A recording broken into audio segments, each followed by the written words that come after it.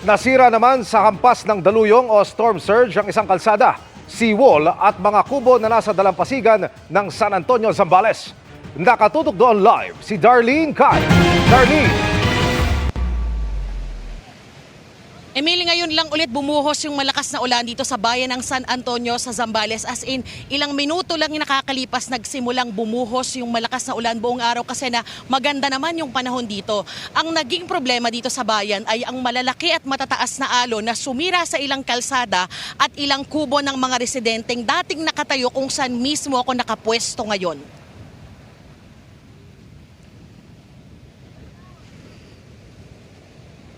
Ito ang tumambad kaninang umaga sa mga residente ng Barangay San Miguel sa San Antonio, Zambales matapos ang magdamag na sama ng panahong dulot ng bagyong Emong na pinalakas ng habagat.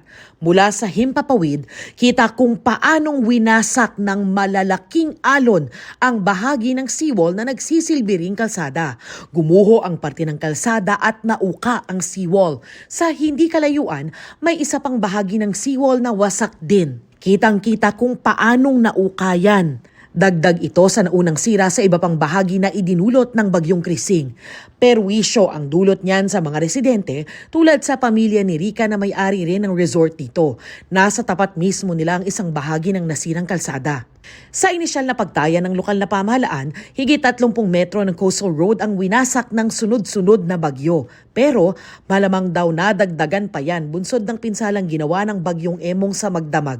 Lumalabas na hollow yung laman ng slope protection, but that is not the case during the time na ginawa. Mayroon pong laman yun na bato, may laman yun na lupa, yung nga lang inaabutan na ng tides na iaanod na po yung laman kaya nagiging hollow at nagki-cave in. Sa buong maghapon, lumalaki ang bahagi ng kalsadang nilalamon ng dagat. Sinusubukan pa ng GMA Integrated News na kunin ang panig ng DPWH tungkol dito.